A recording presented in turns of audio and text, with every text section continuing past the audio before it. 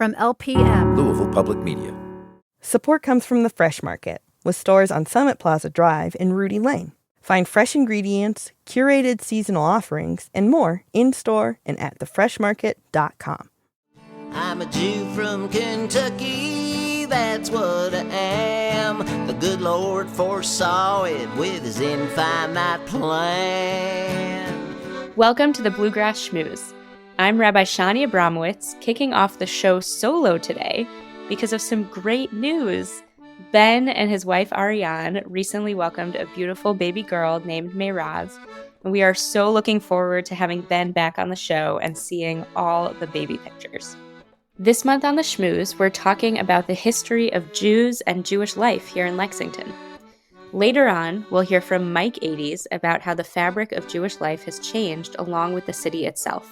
But first up, here's a conversation I had with Janice Crane about her memories of growing up Jewish in Lexington.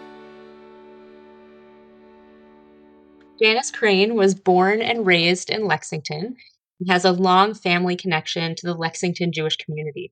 Her grandparents were founding members of Ohavay Zion synagogue. Janice is a longtime educator and former principal of the OZS Religious School. Janice currently co-chairs our kitchen committee, oversees our sustainability initiatives, and has revitalized the OZS garden, which has helped us deepen our commitment to healthful, sustainable eating. Janice, welcome to the Schmooze. It's so great to have you. Thank you. It's nice to be here. So we always start when we invite guests onto our podcast to tell us a little bit about their Jewish background, their Jewish bio. And today we're talking specifically about the history of the Jewish community here in Lexington. So can you tell us a little bit about what it was like to grow up Jewish here in Lexington?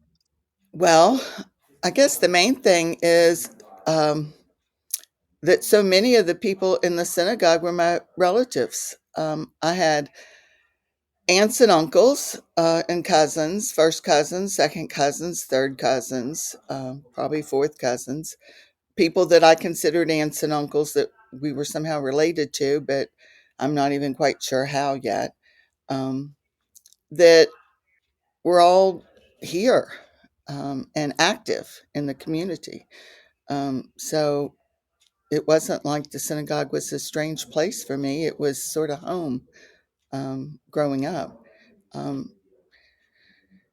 My family, both my grandparents came over from Eastern Europe, both from Lithuania. I'm not sure, my grandfather was not born in that little shtetl that we call Pushalot, but somehow he was close by. But my grandmother's family grew up there, and all but one of the family members, and I think there were 11 of them, came to the Lexington area during the Bolshevik, or right before the Bolshevik Revolution. And they all settled either in Lexington or one of the surrounding counties. What brought them to Lexington? Like, why here? Because there was a family member here. My great uncle Joe, I have no idea why he first came here, but my great uncle Joe came here first, and then everybody followed. I think my grandfather had left Lithuania because my mother hadn't seen him for 10 years when she finally came to Lexington. And he had gone through Africa, South Africa, and I'm not sure where else before he got here. I know some of the family came from Tennessee to here. So they all went other places, but everybody ended up settling around here. I don't know what brought them here. I guess they were all peddlers selling their wares or doing their thing. And I don't know if Uncle Joe was the oldest or not.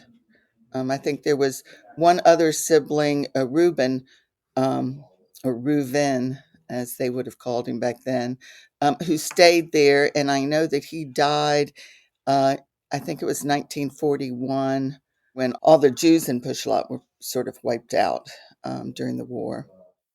Growing up here did most of your Jewish life sort of live at the synagogue, or were there other things going on in town that, where you could sort of access Jewish community or Jewish culture? Like, what did that look like? When I was younger, it was about the synagogue. Even though I had neighborhood friends that weren't Jewish, there weren't very many of us Jewish kids. And we were not overly connected to the temple here. They were very separate. Even though we got invited to the Jewish kids here, quite often got invited to the bar mitzvah parties at the temple. When I was growing up, we didn't have bat mitzvahs. It was a Orthodox, or I guess semi-Orthodox synagogue. Although my sister had a bat mitzvah, but it was just she got to do the Friday night service and say a little speech, and that was it. But there wasn't even a rabbi when I was 13, so we didn't get to do anything.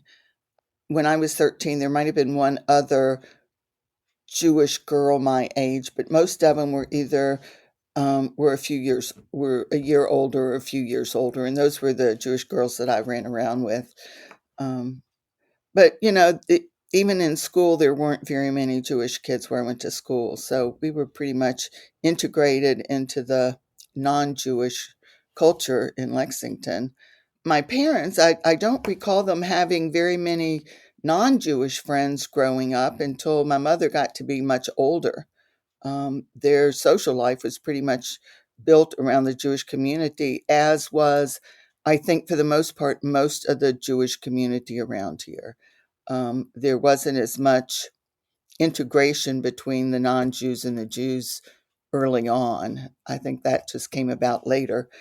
I think they tried to be as, they meaning the non-Jewish community, tried to be as tolerant about us Jews as they could, but I think it was mostly that they didn't know much about Judaism.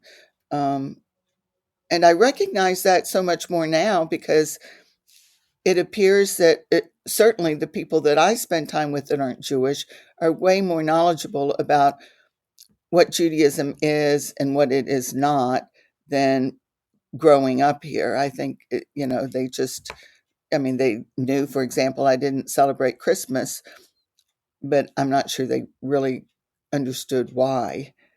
That's just the way it was. When I moved here almost 4 years ago, I guess at this point, um, I had never been the first Jewish person that someone had ever met.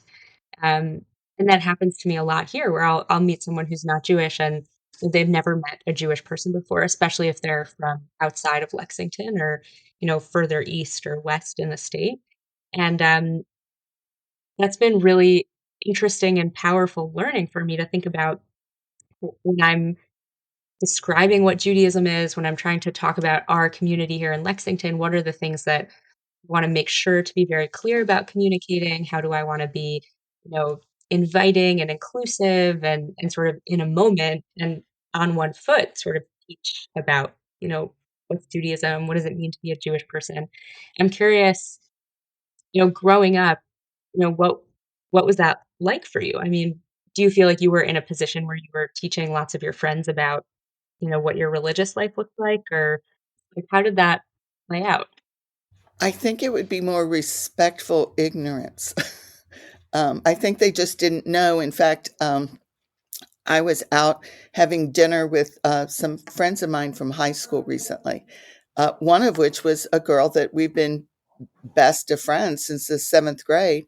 And she continues to apologize to me for not having learned more about Judaism when we were growing up. It was just not something that people seem to be interested in until they get older and consider, more worldly views than they had when we were teenagers just out having fun. So, I was included in non-Jewish rituals, and I think people just didn't pay much attention to whether I was comfortable or uncomfortable in those experiences. They just happened because there wasn't really a social Jewish life for me growing up. There were a handful of Jewish kids.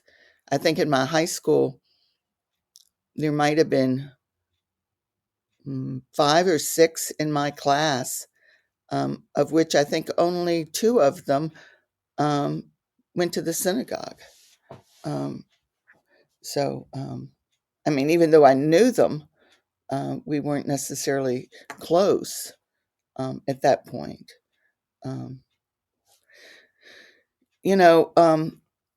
Jewish holidays, we didn't get off for the Jewish holidays, but we were allowed to take off. I mean, they were all excused absences, and absences growing up in Lexington when I went to school were a lot different than they are now. You could just be as absent as you want as long as you had a note. There was always a way to make up.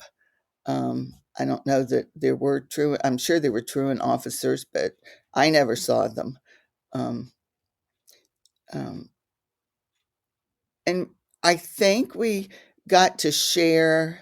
I sort of remember being in elementary school and maybe my parents coming in and sharing about Hanukkah or something. Although I don't remember it being compared to Christmas like it is now. I mean, Hanukkah was never the Jewish Christmas. Now Hanukkah's the Jewish Christmas. Growing up, Hanukkah was like all Jewish holidays. They were about the holiday, the prayers. Hanukkah was about lighting candles and eating latkes. And, we did Hanukkah plays in Sunday school. And actually, we did a lot of plays in Sunday school. Do you have a favorite play that you did here? I have a favorite scene. I wasn't even in it, but I remember Simone Solomon playing Joan of Arc. That's all I remember. And I can't remember her line, but I remember thinking, she was older. She was my sister's age. And I kept thinking, oh, gosh, I want to do that someday. I was sort of envious. But, there was like the Maccabees. We did one about the Maccabees. There was always Purim stuff. Jewish holidays were very celebratory here. Some of the things that are very different, the women's club or sisterhood that I think it used to be called, the sisterhood was extremely active when I was a kid, and they did big lunches for Sunday school. I mean, like for Hanukkah, they came in and made early in the morning and made hundreds and hundreds of latkes for all of us and brisket.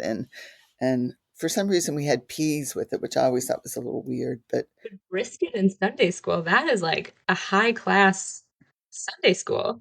I've never heard of anyone serving brisket in religious school. Well, when I was principal, we served brisket and latkes too. Mm-hmm. And that was because that's what I had growing up, brisket and latkes. Sometimes there were times when we served hamburgers and latkes. But, it was a kosher kitchen, but it wasn't kosher. I mean, it was only one kitchen. Right. So, we had separate dishes and separate pots and pans, but not separate stoves and sinks. There were no dishwashers back then, except a few men that came in and did that. The only downside, because I would love to have a brisket latke, but I think the only downside is that you couldn't have it with sour cream. That's true. And some people are applesauce people. I happen to be a sour cream person. So mm-hmm. I didn't know that sour cream was a topping for a latke until I got to college. Oh my gosh. And I'm fully converted. I'm sour cream all the way. And I actually like to mix the applesauce and the sour cream. Huh. So you're right. You're talking about religious school and the plays and the food and the sisterhood. When you think about growing up at the synagogue, are there particular formative memories or stories that stand out? There are lots, actually. It was sort of a sentimental time, especially being older now and looking back. There were some real fond memories. I don't remember too many unpleasant memories. There were, the men's club, for example, that was also very active, put on one heck of a Purim carnival with gambling. I mean, there was a kids part and an adults part down the basement of the old synagogue, where there was gambling and poker playing and craps tables and alcohol being served. And it was quite a festive thing. And Yom Kippur not Eve. So it would be the night of Yom Kippur was the New Year's ball, and it was for adults only. After breakfast, the place was turned into an event. That's amazing. Kids didn't come, but the adults all went and danced and drank, and they had live music and had a grand old time. But that was their socialization. There were lots of people doing that. I'm sure that people had non-Jewish friends, but like I said, most of my parents' socializing was done with either family or friends in the Jewish community. I loved the holidays where we drove to the synagogue on the holidays, but we always walked back. And there were a group of us. I grew up on Fontaine, and so there were my great aunt lived not too far, and my cousins all came in and stayed with her. And then there were people that lived up the road. Some of the Rosenbergs all lived up the road or stayed with relatives, and then the Grossmans who lived down the street. And we all walked back from the synagogue singing. I can still remember Charlotte Levy, who was just a lovely, lovely person, used to just, with a great voice, used to just belt Kol Nidre all the way back from the synagogue to our house. That is amazing. I love that image. Yeah. But that was always an interesting, we got to go visit the monkeys. I've told you about the monkeys before. During the breaks, during the holiday services, people didn't leave. They hung around there. And so all of us kids went to visit the monkeys at the Kimball house. My cousin, Richard, it was his fault that one of the monkeys tore my new dress that I got for the holidays. He kept telling me to back up, and George, the older monkey, sort of grabbed at my pretty lavender dress. I was probably 10 years old and ripped it. I was not happy. I'm trying to forgive him, but it's still tough. When you told me this story, Janice, and I know I've told you this before, I obviously believed you. And I told Joseph about it. And I was like, you'll never guess what Janice told me about Yom Kippur and these monkeys. And he was like, she is yanking your chain. There is no way that's real. She's just lovingly sort of, pranking you. And that it's real. It's true. They were real. And they were sort of nasty, smelly things too. But that's what we did. Some of the people went to the little restaurant at the corner, Dunn's, and had sandwiches for lunch, but most of us had a fast. We had a playground. We did a lot of play outside, a lot of dancing during Sunday school. We learned lots of dancing. We had a big thing where we had our little song books that we sang at every Sunday school. There were these little blue, I'm sure there's one around here somewhere, little blue song books that we sang from every morning, which was sort of fun. We tried not to get in too much trouble, but some of us did. There were times when we probably weren't as nice as we could have been to a few of the boys. But that kind of stuff happens when you're young. I remember all the incredible hats that people wore. On Rosh Hashanah and Yom Kippur, most of the women came in hats. And although it was an Orthodox synagogue, although there were some conservative people there, and there was like a degrees of orthodoxy that were there. And so the old synagogue, very much like this one, it had a left, right, and a middle. Well, the left were the Orthodox women, the right were the Orthodox men, and the middle were sort of the conservative kind of branch, the couples where they sat together.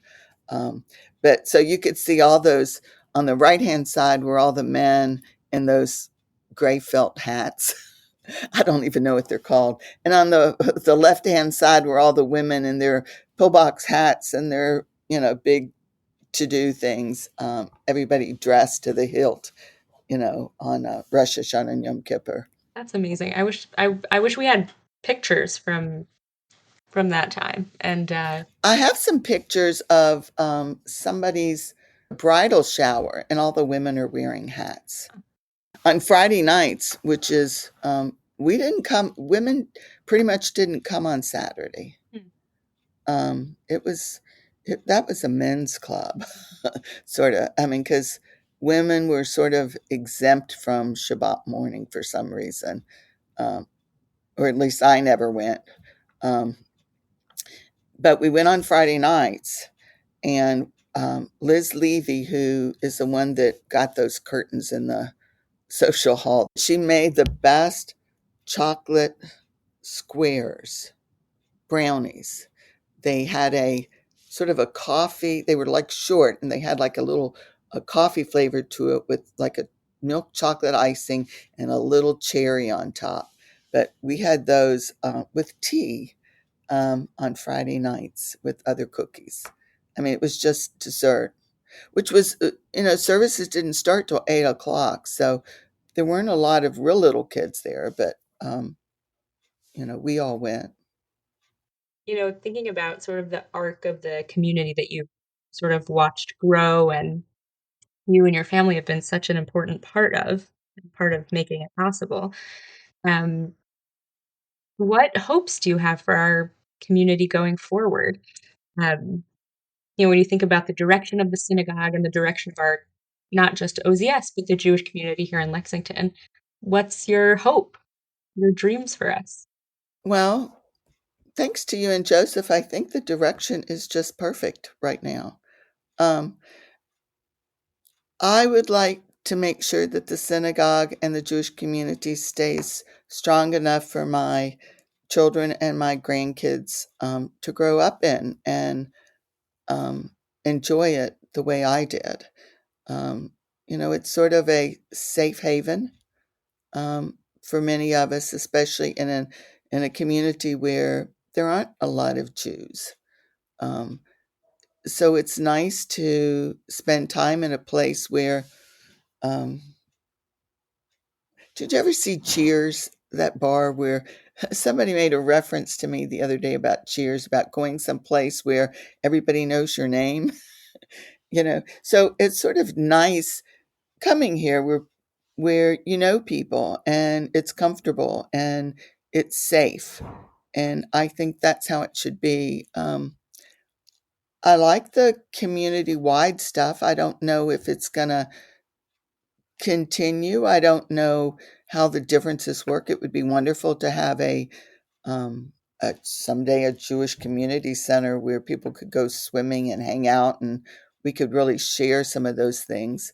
But I don't know. I think as long as it's spiritually and emotionally nurturing and nourishing, I think it's okay.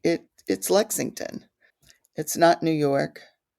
I'm aware of people who have grown up in larger communities in bigger congregations that don't feel as comfortable in those congregations as we do here. And I think that's something special to have. I think it's a very warm and welcoming place, and I hope it stays that way. I was really reluctantly not happy about having to lock the doors, although I understand it. But in essence, it's sort of horrifying to think that our synagogue doors are locked and you have to have a special fob to get in, or somebody has to let you in, and we have to have keepers at the door because somehow our community's not safe. I have to say that's very bothersome, having grown up in a place where I'm not sure the synagogue was ever really locked, and occasionally there were people that hung out there that just needed a place to stay. So that's sort of a sad thing. I don't know when and if that's going to change, but that would be my hope, that someday we can get back to a community where we're safe being here and we don't need our security guards, even though they're very sweet and very nice and sort of cute standing out there in their winter coats. I don't think it represents the Jewish community that I like being a part of. Yeah, thank you for saying that, Janice. Yeah, I agree. And it's tragic in a lot of ways that the way to keep our community safe right now is sort of anathema to what it means to be part of a religious community to begin with, to be warm and welcoming and open and inclusive. And I think once you're inside the building, or I hope that all of those things feel true. But yeah, there's a really important symbolic value, I think, also to what you're saying, to the building being sort of physically accessible and inviting in its own way. And It's not really, it doesn't feel much like a safe world anymore. Even though I grew up when, Jews weren't overly accepted, at least it didn't appear that way. I mean, we weren't excluded necessarily from things, but I didn't feel unsafe. right. Somebody might have said something that was offensive, even if they didn't even know it was offensive, which was usually the case. When someone says, "You a Jew?" But that's okay. I mean, it's the real non-safe feeling that's different. Yeah. I do realize that I have a different perspective being older and recognizing that most of my non-Jewish friends are intellectually, politically, and spiritually all in a good place to be overly inclusive of anybody.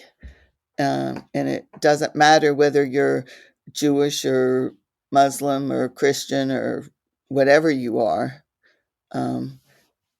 They're pretty tolerant. And so with that being said, it makes me feel like I'm probably living in a fraudulent situation. I mean, not fraudulent, but it's not your typical situation. I have strong Jewish friends that I love dearly and spend a lot of time with, and strong non-Jewish friends that I also love dearly and spend a lot of time with, and they can even mix, and it's still okay. And that's different than I think the way it used to be. And I don't know why exactly. I think for my parents, most of their world was around being Jewish. I think that was their comfort zone. I had so much family here that they really didn't need to seek others out. I mean, back then we had a Jewish deli, we had a Jewish butcher in town. The deli didn't last too long, but it was pretty good. It was called Greenwald's, and it was in Chevy Chase, about where Howie's store was. And then of course there was Mr. Guller. And that was sort of a interesting, nasty experience. uh, he was a real sweet man. He was sort of like the rabbi of the rabbis. I mean, whenever we didn't have a rabbi, he was the rabbi. But he always greeted you with this white apron with all this blood on it and a big butcher knife when he did his chickens in. Uh-huh. Yeah. What do you want people to know about your community and about Jewish life in Lexington? I think it's pretty special, personally. I think our synagogue has some of the sweetest, warmest, kindest people involved. I think the community, with all of our individual and collective shortcomings, I think it's great. I think people try hard to do their best, and even when we fall short, I think most of the time we try to own up to that. Don't always, but we give it our best. I think people mean well. I think the congregation is, as a whole, exceptionally tolerant of others. And I think that in itself is pretty special. I don't know. It just feels like home. I think we're very lucky in lots of ways. There's nothing cold about the synagogue, except occasionally if the heat goes out, maybe. But other than that, Which does happen from time to time. yes, it does. That was the wonderful Janice Crane sharing her memories of growing up here in Lexington. We'll hear from Janice again later in our lightning round. When we come back, Mike Ades takes us way, way back to talk about how Lexington's Jewish community came to be. Support comes from the Fresh Market, with stores on Summit Plaza Drive and Rudy Lane. Find fresh ingredients, curated seasonal offerings, and more in-store and at thefreshmarket.com. Welcome back to the Bluegrass Schmooze. My co-host Rabbi Ben and I recently had the chance to sit down with Mike Ades and dive deep into the origins of Jewish life in Lexington. Michael Ades was born and raised in Lexington, Kentucky, and has played an active and deeply committed role in helping to grow our Jewish community. Mike attended the University of Pennsylvania and received his JD at Yale Law School. And Mike has served in various advisory and consulting positions around the city and state, and is a leader, as I said, in the local Jewish community, serving as a volunteer with the Spinoza Society, the Chevra Kadisha, and Ohavay Zion Synagogue. Mike and his wife Harriet raised their 3 children here in Lexington and have helped many community members, including myself and my family, make Lexington home. Mike, welcome to the Schmooze. Thank you very much. Glad to be here. Great. It's wonderful to get a chance to schmooze with you. So normally we ask folks, because we give their bio and then we say, what's your Jewish bio? What's your Jewish background? So yours was interwoven a bit into your bio already, but can you tell us a little bit about your Jewish background? What was it like growing up here, Jewish in Lexington? What were some of kind of your early formative memories? All right. My grandparents who immigrated, or my grandfather immigrated to Lexington in 1892, I think. He was one of the founders of Ohavay Zion Synagogue. My father was born here, went into business with my grandfather, and my grandfather was basically an Orthodox Jew, very active throughout his life with Ohavay Zion Synagogue. He also was on the board of Tevet, Israel, and supported, was a member there for many, many years, and supported the Reform congregation as well. My parents also joined both congregations. And while my grandfather was mostly active in Ohavay Zion Synagogue back in the 20s, 30s, 40s, and 50s, was basically an Orthodox congregation. My parents were most active in the Tevet, Israel, the Reform congregation in town, but were also members of the synagogue and would often, particularly on high holidays, join my grandfather at the conservative synagogue, Ohavay Zion. I kind of grew up in both congregations. I went to Cheder 4 days a week. Wow. At Ohavay Zion. Was bar mitzvahed in 1953. Do you remember, like, just sorry to stop you, but like, what did you learn in like 4 days a week? I'm just trying to imagine. That's a great question. Our kids go, like, you know, these days, kids go maybe 2 times a week if we can cajole them. But like, what were they teaching you in those 4 day a week cheder lessons? It was primarily to become fluent in Hebrew. There was very little in terms of being able to translate Hebrew into English, and I have a very, very rudimentary ability to translate back and forth. But and then there was, kind of probably still a fairly traditional bar mitzvah training. The bar mitzvah, I did the Friday night service. The Saturday morning service, of course, gave a talk as well, and had a Torah reading, Haftorah, etc. But I also grew up in the Reform Temple. I went to Sunday school at the temple and was confirmed at 15 at the temple, was very active in the temple youth group, Nifty. I was very active in OFTI, the regional youth group for the temple.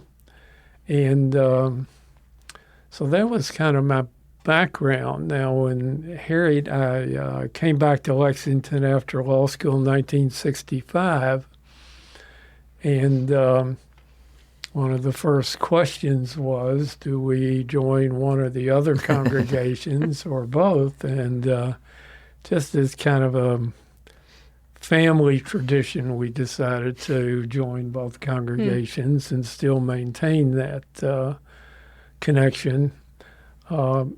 As it turned out, most of our close friends, when we came back to Lexington in 1965, were active in the synagogue. So we just kind of naturally, because of those early friendships, became more active in the synagogue and have kind of maintained that throughout our lives here. Although we go to the temple for special occasions, we obviously have many friends there.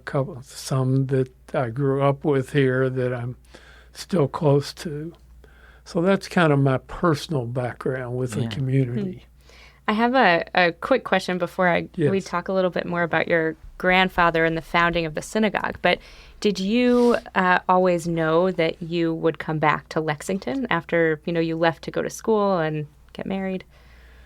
Yes. The story there is that my grandfather founded a wholesale dry goods business back in the teens, early 20s. My father went into business with him. My father actually went to Penn to the business school, as I did. But I think I had always strongly felt that I would come back to Lexington, which I did several weeks after graduating from law school.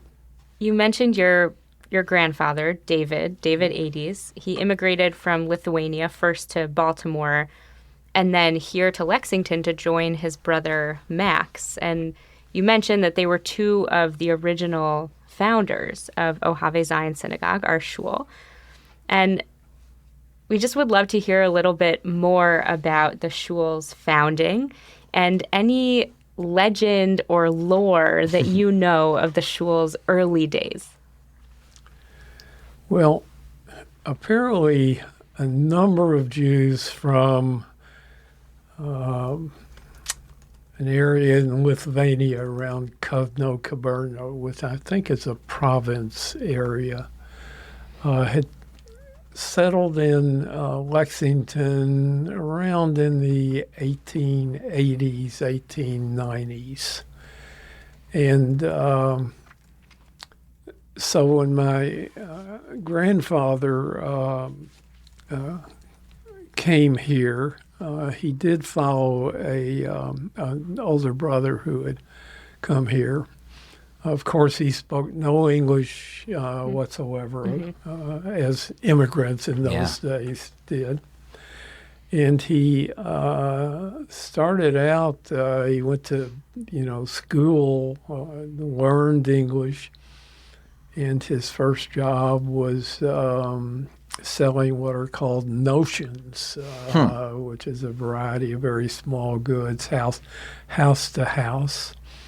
From that, he acquired a horse-drawn wagon and sold goods from his horse-drawn wagon around this community and around some of the surrounding communities.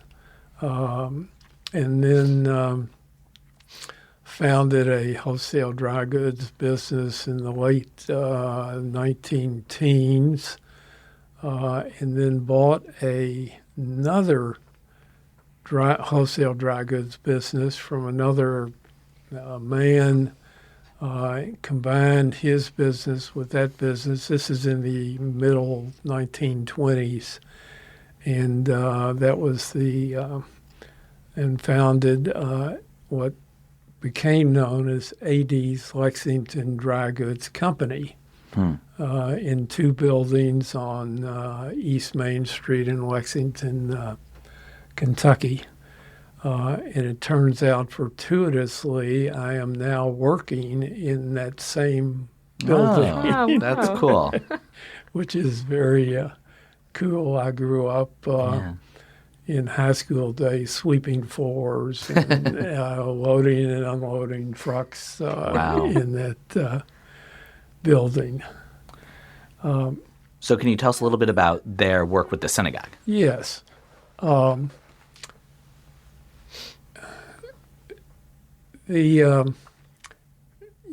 mentioned there was a group of Jews from Lithuania.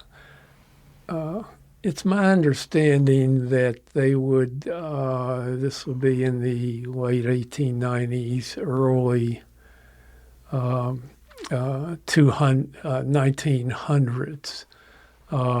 There was a large enough group of Jews that they decided it was time to try to found a synagogue. And in 1912, they incorporated Ohavay Zion Congregation, Inc. There were 5 initial incorporators, one of which was my grandfather. And in 2 years later, they found a Presbyterian church on Maxwell Street in downtown Lexington that had outgrown its building, was going to move out in what was then the suburbs near Woodland Park now. And this group of Jews who had founded Ohavay Zion purchased the church. And that became the home of Ohavay Zion Congregation. Apparently, at that time, there was not a permanent rabbi in the community. The history of the congregation indicates that the first rabbi was hired in, I think, 1919, kind of 5 years after the founding of the congregation. And apparently for the next 30 or 40 years, there was a train of rabbis whose tenures generally lasted maybe an average of 3 years or so. And that lasted really until the 50s, I believe.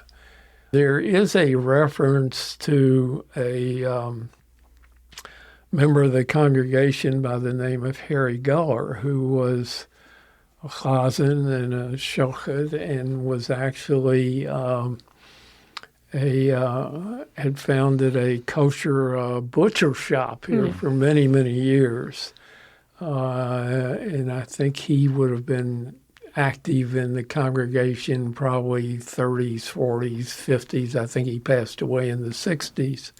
So, and there's a reference that he gave some of his sermons in Yiddish. Yeah. So that would be... Yeah. So a chazan is a cantor or someone who leads the prayers, and a shochet is someone who's certified in ritual slaughter. Yes. And I can remember on many Sundays when I was growing up in the late 40s, early 50s, going down to his kosher butcher shop with my grandfather or my parents to get some kosher food. He did not, it was not a restaurant, it wasn't a sit-in, but it was kind of a... sorry. Oh, I was going to ask Mike if you could talk a little bit about the move out to alumni and Edgewater Court in the 80s. Well,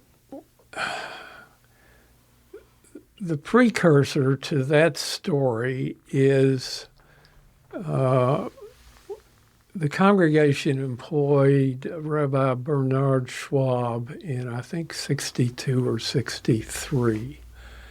He was basically an Orthodox rabbi, but he was coming to a conservative congregation. But the congregation at that time, while it was affiliated with the conservative movement, was on the Orthodox side of conservatism. The sanctuary had 3 sections with an aisle between. The men sat on the right. My grandfather always sat on the right. My grandmother always sat on the left. The section in the middle was a mixed section. My father and I would always sit with my grandfather on the right. My mother would sit in the women's section or sometimes in the middle section. Rabbi Schwab was our rabbi for approximately 22, 23 years. And in the latter years of his service as rabbi, 2 major things occurred. One is, very sadly, he had severe diabetes, and that resulted in he lost his leg below the knee, and he became blind. So we had a blind rabbi with, prosthesis. At the same time, there was a strong movement among a segment of the congregation to become an egalitarian synagogue, to allow women participation. And Rabbi Schwab, coming from an Orthodox background, that was a very difficult matter for him. The upshot of that, the result of that, was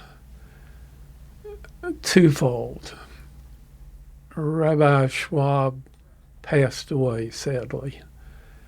And in the last year or so of his illness has really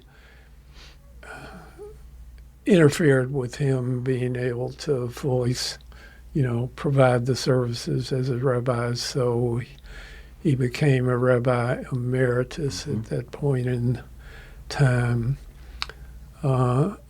Meanwhile, there was a strong contingent of basically younger couples who felt very strongly about the egalitarian issue. And very closely after Rabbi Schwab passed away,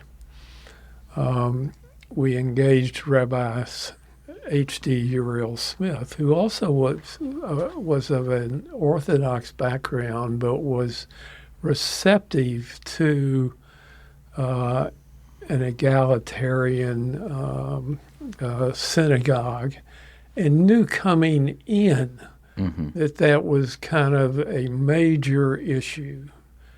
Not to say there were some members of the congregation who were not ready to accept an egalitarian participation. I think a large segment of the congregation were prepared to accept it, but they were not the leaders in seeking that. In any case, Rabbi Smith was our rabbi for 3 years. And during that time, we gradually instituted egalitarian practices in the synagogue. And by the end of his 3 years, women were able to participate in all aspects of religious life at the synagogue. And I think to the congregation's credit, the congregation as a whole accepted it. I don't think there was a single congregant who left the congregation because of that issue. Now, in one respect, there was no alternative Right. in Lexington to go to. There was no Orthodox community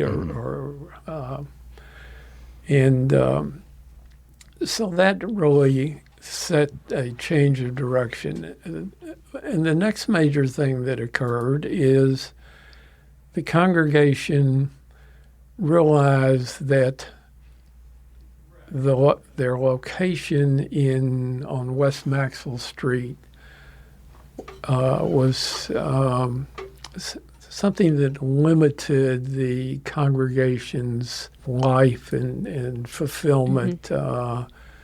The building was, at that point in time, was 80 years old. I think the building had been built at a church in 1880s Wow. or so. So the congregation decided to look for another location, found 2 acres off of Alumni Drive in the suburbs, and purchased the property, engaged an architect, and raised some money and built the current shul, sold the sanctuary, the buildings on West Maxwell, which then became basically an Italian restaurant that many of us still frequent. So one of the things that I found interesting, in addition to just the physical moving of the synagogue, is you talked a little bit about how, when you were growing up, that you went to Cheder 4 days a week, there was a kosher butcher shop. Like, when you think of kind of the broader Lexington Jewish community over your lifetime, what are the major trends that you see having kind of played out? Probably 20s, 30s, 40s, 50s, 60s. There were somewhere between 25 and 30 Jewish businesses in Lexington. Downtown was a kind of a center of Jewish businesses. Beginning in the probably 60s and 70s with the growth of shopping centers outtown,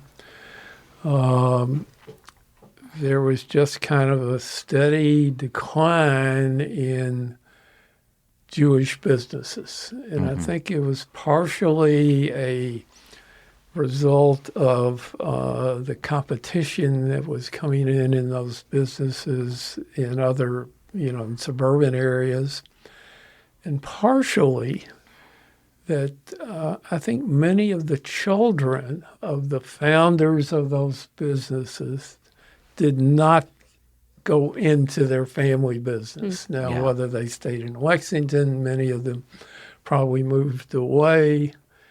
I think what occurred is there was a large increase in Jews who came to Lexington and worked as professionals or as academics. The founding of the medical school at the University of Kentucky, which occurred in 1958, I think was a major factor. They attracted, over the years, many Jewish, professors. The university itself grew strongly beginning in the late 1900s, and particularly in the last 20 years. And there's been a major influx of Jewish professors at the University of Kentucky. And then just medical professionals throughout who practiced in the general community. A few professionals in the legal profession. They were entrepreneurial in the sense of in their professional lives. They were prepared to be leaders. And I think that maybe was at least partially an answer to your question, because thinking of many of the presidents of Ohavay Zion, many of them came from a medical background or academic background, which maybe exhibited some kind of natural leadership qualities. Yeah. So the community really steadily grew, and I think is still generally slowly but steadily growing. Talking about the history of the congregations, in 1980, the temple and the synagogue decided to each appointed a committee that was called the Future Planning Committee of each. And the purpose of the committee was to explore the possible combination, whether it be a merger or a joinder of the two congregations. The current rabbis at that time, I would say, were not supportive. They were somewhat active in the joint committees and didn't actively oppose the concept, but they were not really supportive of it. But another factor that's really become very important for both congregations is the fact that both congregations are doing more and more activities together. Some of them are purely religious, for, in the most part, minor holidays where the congregations join together. But there's a number of other areas where the congregations have joined together to do activities, many of them Israel-related.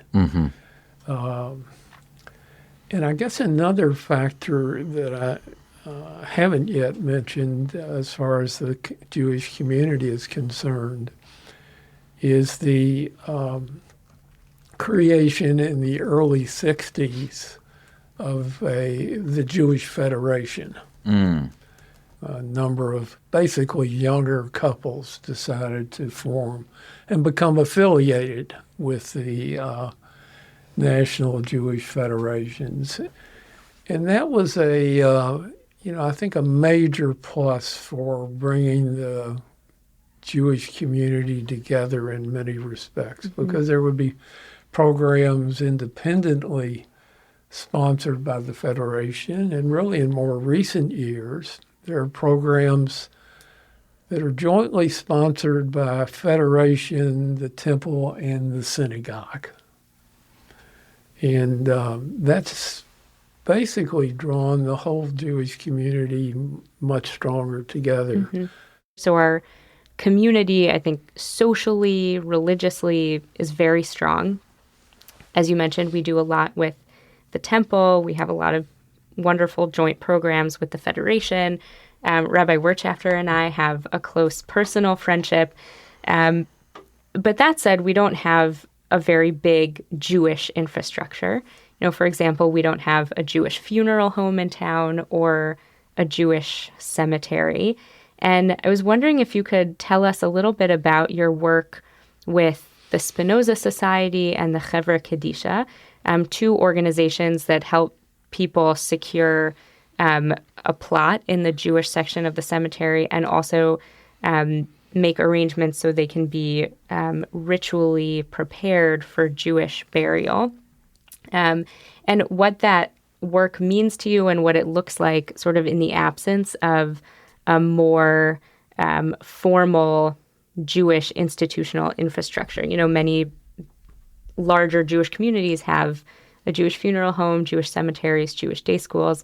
And the Lexington Jewish community is so resilient in this way that it continues to do the essential ritual work, even when we don't necessarily have institutions that would support it or make it simple in the way that it is in other cities. So I'm curious if you could talk a little bit about that. Yes. The Lexington Cemetery was founded in 1848 and is by far the largest cemetery in the community. The earliest known burial area for Jews in Lexington traces back to, I think, in the 1880s, when a group of Jews in the community purchased an acre of land on what is now Tate's Creek Pike, near where Morton Junior High School is, and Cassidy Elementary School, which at that time was total farmland. Mm-hmm. And there were, over the next 12 or 15 years, 15 or 20 burials in this so-called Jewish cemetery. It was a Jewish cemetery. Right. In the 1890s, there was probably a cemetery committee that kind of managed, so to speak, the cemetery at that point in time, decided that this cemetery was too far out of town. Particularly, apparently the story is that during winter months, it was very, very difficult to get there because the roads were, mud and dirt and so forth and so on. So they approached the Lexington Cemetery and asked to be able to have an area set aside for Jewish burials. And they made an arrangement for a section to be set aside. It was not purchased, but the cemetery agreed, Lexington Cemetery agreed that a committee of the Jewish community would have responsibility for authorizing who could be buried in this section. Mm-hmm. The section was actually surrounded on all sides by a roadway, so there was that degree of physical separation from other areas of the cemetery. The group of all men at that point in time, Jewish men who had been managing the cemetery, the initial cemetery, formed a group that they called the Spinoza Society. And somewhere along the way, there was questions, well, would we allow a non-Jewish spouse of a Jewish person to be buried there? Mm-hmm. And of course, there were, many non-Jewish spouses. Probably in the early days, many of them were probably, Reform members as opposed to conservative. But the committee was composed of representatives from both congregations, and the decision way back then was to allow non-Jews to be buried there if they were the spouse or had a family connection to a Jewish person, and that practice is still observed. I don't really know the history of Hevra Kadisha, and I think it predated. Now there's kind of I'm involved with the portion of Hevra Kadisha that organizes the Shomrim. Primarily, almost exclusively, it's conservative. Right. I was just going to say, for those who aren't familiar with the term Shomrim, these are volunteers who sit with a body, sit with someone who's passed away from the time of death really through the burial. Our tradition is, if we can, to not leave the body alone for any period of time. And Mike, you also might mention tahara, which is the process of ritually preparing a body for burial, which involves a very elaborate process of washing and dressing the body. And there are prayers that are recited, and Yes. Yeah, and the Hevra Kadisha is the organization that does all of that work, Right. the kind of the burial society. It literally means kind of the holy crew. the Holy Crew. And they work together to make sure that happens. Our guests this month weren't here at the same time, but we did the lightning round with both of them. Here are their answers. Favorite Jewish holiday? Passover. Passover. Honey cake or apples and honey on Rosh Hashanah? Honey cake. Ooh. Honey cake. Oh. Well, is it iced or not iced? I imagine it is not an iced honey cake, but it could be. Okay. My mother's were never iced, but I do like that caramel icing. That does sound good. Yeah. What's the best Purim costume that you've ever worn? Ooh. Probably a Kentucky Wildcat sweatshirt and hat, all blue. Oh, gosh. You know, my favorite costume I ever wore was one of those crinoline long gowns that was like ruffled. I don't even know why I had it, but it was green, and I had a really pretty crown on. Were you Queen Esther? Of course. Back then, of course, I was Queen. You wouldn't want to be Queen Vashti. She was the bad one. Or was she? Well, that's true. Best breakfast food on Yom Kippur or after Yom Kippur? Bagels, cream cheese, lox, and blintzes. Ooh. Blintzes. Throwing the blintzes in there. Definitely coffee. Lox, bagels, and savory Luxembourg. All right. Your favorite person from the Bible? Ooh. Gee whiz. I know we ask the tough questions here. Yeah. That's a tough one. I would like to say Dina, although I don't know much about her, but that was my grandmother's name, and I really like that book. I can't even remember the name of it now. The Red Tent? Yes, the Red Tent. But she was sort of left out of things, and I really liked hearing her voice, but my grandmother was named after her. I think Moses, because of his leadership in a time of crisis. Yeah. And last but not least, maybe the most important question on this list, Hamantaschen or latkes? Latkes with applesauce. Ooh, with the applesauce. If they're real Hamantaschen with the mon, I The like poppy those. seeds. The poppy seeds. Otherwise, it's latkes. I don't like all the other fruit-filled stuff, prune or jellies in them. Those aren't. Those are not. Those are fraudulent Hamantaschen. They're not real. They're fake. Not the real thing. They're not the real thing.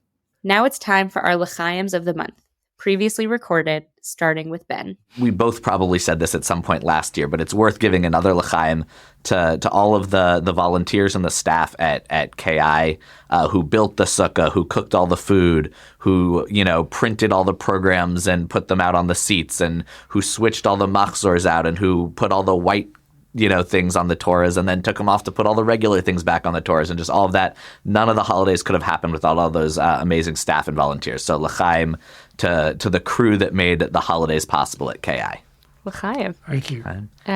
My L'chaim of the month is to all of the Jews of Lexington and the rabbis and the volunteers and the leaders who came before me, who have made it such that when I arrived in Lexington to serve this community, it felt easy and loving and felt like family almost instantly. So l'chaim to the Jews of Lexington. L'chaim. And Mike, you get to share l'chaim of the month. Well, l'chaim to both of you who are Thank you. major religious leaders in our lives. And I have some ancestors who lived in Louisville, so I have connections to Louisville as well as my life in Lexington. And I think that's great that you all are joining together to do this. Amen. Amen. L'chaim. L'chaim. Thank you. Thank you. I think I would have to do my l'chaim to my kids and my grandkids because they're here. And oddly enough, in Lexington, Kentucky, growing up in pretty much a non-Jewish culture in Lexington, both of my kids married Jewish women. And I have 5 Jewish grandkids. And my grandkids come to Sunday school here and love it. And my kids participate. And it's quite special to realize that my grandkids are the 5th generation at Ohavay Zion. And that's sort of special in itself. So my l'chaim goes out to my kids and all the kids like my kids who have come back, not gone away, that are here growing up here, Jewish, and creating lives here, and their kids coming here. And I think that says a whole lot about our Jewish community. So there's several of them, and they're all pretty active, and that's pretty special. I want everyone to know that your grandson, who's a student here, had his bar mitzvah here, read the book of Jonah on Yom Kippur, which is a tradition that's been in your family for over 100 years. Your grandfather used to read it, and That's true. Joseph and I actually talk about that all the time. That moment and that image of sort of passing the torch and keeping tradition and culture, participation and commitment, the shul alive, like really the door by door from generation to generation. And that was a pretty special, doesn't even hold a candle to it, but it was a pretty monumental moment for me. Thanks again to our guests, Janice Crane and Mike Ades. And thank you for joining us to learn about Jewish history in Lexington. We'll be back next month to talk about language. Hebrew, Yiddish, English, and all the many ways they interact for Jews in America. I'm Rabbi Shani Abramowitz. Thanks for listening to the Bluegrass Schmooze. The Bluegrass Schmooze is created and produced by Rabbi Shani Abramowitz and me, Rabbi Ben Fried. Our executive producer is Laura Ellis. Our social media coordinator is Eden Unger. You can find us on Instagram at Bluegrass Schmooze. Our show is made possible by support from the Jewish Heritage Fund. Our opening and closing song is Jew from Kentucky, written by Dan Byrne and performed by Dan Byrne and Bridget Kalin. Thanks to Knesset Israel Congregation in Louisville and Ohavay Zion Synagogue in Lexington for believing in 2 young rabbis and helping us make this podcast a reality. For more information, to keep in touch, and to learn how you can help us continue this work, visit bluegrassschmooze.org. We're Jews from Kentucky, that's what we are. We drink our mint juleps from a kosher dill jar. Wherever we wander, wherever we roam, Jews from Kentucky is always at home.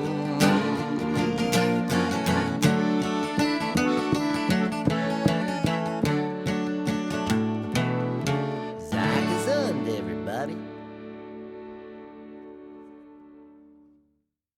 Support comes from the Fresh Market, with stores on Summit Plaza Drive and Rudy Lane. Find fresh ingredients, curated seasonal offerings, and more in-store and at thefreshmarket.com.